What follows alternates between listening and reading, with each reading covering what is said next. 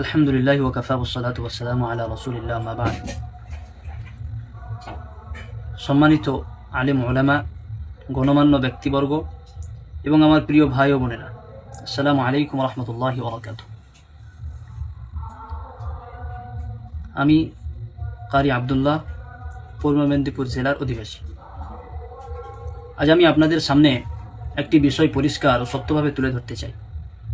আমি কোনো বিতর্ক তৈরি করতে আসিনি, বরং ভুল বোঝাবুঝির অবসান ঘটিয়ে সত্যকে মানুষের সামনে তুলে ধরার জন্য আমি এই বক্তব্য দিচ্ছি। গত কয়েক সপ্তাহ আগে আমারই এক ঘনিষ্ঠ বন্ধু বা আমার সহপাঠী সাথী কারি সুফিয়ান মুর্শিদাবাদী, উনি আমার সঙ্গে যোগাযোগ করেন এবং উনি আমাকে দাওয়াত দেন যে মুর্শিদাবাদ জেলার ভরতপুরে কোনো এক মসজিদের ভিত্তি স্থাপন হবে, ওইখানে আমাকে 10-15 মিনিট তেলাওয়াত করার জন্য দাওয়াত দেন।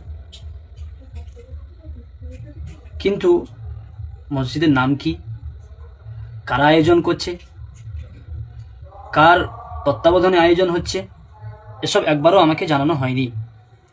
আমার কাছে শুধু বলা হয়েছিল একটা মসজিদের ভিত্তি স্থাপন, সেখানে তেলাওয়াত করতে হবে। এবং কারি সুফিয়ানকে এই দাওয়াতটা দিয়েছে ভরতপুর থানারই একজন ব্যক্তি হাফেজ মোহাম্মদ ইউসুফ।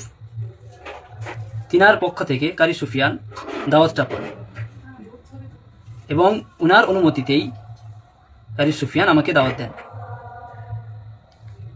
5 তারিখ শুক্রবার যখন রাত্রবেলায় আমি সালার স্টেশনে নেমে ভরতপুরের দিকে রওনা হই, ওইখানে পৌঁছানোর পর ওনাদের তরফ থেকে আমি জানতে পারি যে আপনার তেলাওয়াতের প্রোগ্রামটা হুমায়ুন কবির কর্তৃক বাবরি মসজিদের শিলান্যাসে ওইখানে তেলাওয়াত করতে হবে, এতটুকু জানতে পারি।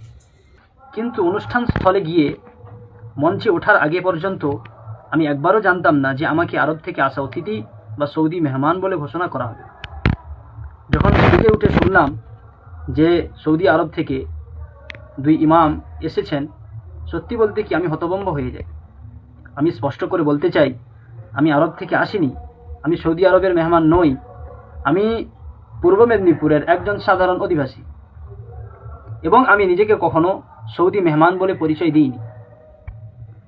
এই ঘোষণা আমার সম্মতি ছাড়াই, আমার অজ্ঞাতে আমার পরিচয় বিকৃত করে প্রদান করা হয়েছে এবং এর ফলেই আজ অনেকে সোশ্যাল মিডিয়ায় নানা কথা বলছেন, সমালোচনা বিদ্রুপ পেট্রোল করছেন। মানুষের ভুল ধারণার জন্য আমি দুঃখিত, কিন্তু সত্য আমার বলতে হবে।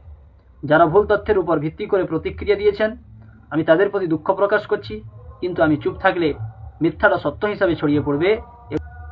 এই জন্য আজ সত্যটা বলতেই হলো। আমি ধোঁকা দিয়ে কাউকে প্রতারিত করিনি, বরং আমাকে ধোঁকা দিয়ে ভুল পরিচয়ে ব্যবহার করা হয়েছে। আমার উদ্দেশ্য শুধুমাত্র তেলাওয়াত করা ছিল এবং এই বিষয় ভিত্তিকে আমি বহু জায়গায় দাওয়াতও পেয়ে থাকি, প্রতারণা করার জন্য নয়।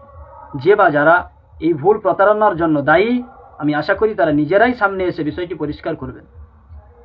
আমি সকলকে বলতে চাই যে যারা ভুল বুঝে কটূক্তি করছেন, যারা ট্রোল করছেন, মিথ্যা অপবাদ দিচ্ছেন, আমি রাগ পুষে রাখি না, কারণ ভুল তথ্যের কারণেই এই ঘটনাটা আজকে ঘটেছে, মানুষ ভুল বুঝেছে। তাই আমরা মুসলমান, সত্য বলা এবং সত্য প্রকাশ করা শিক্ষা আমাদের ধর্ম দেয়। শেষে দোয়া চাই, আল্লাহ আমাদের সবাইকে সত্য গ্রহণ করার, সত্য বলার এবং সত্যের সাথে থাকার তৌফিক দান করুন। ওয়া আখিরু দাওয়ানা আনিল হামদুলিল্লাহি রাব্বিল আলামিন। আসসালামু আলাইকুম ওয়া রাহমাতুল্লাহ।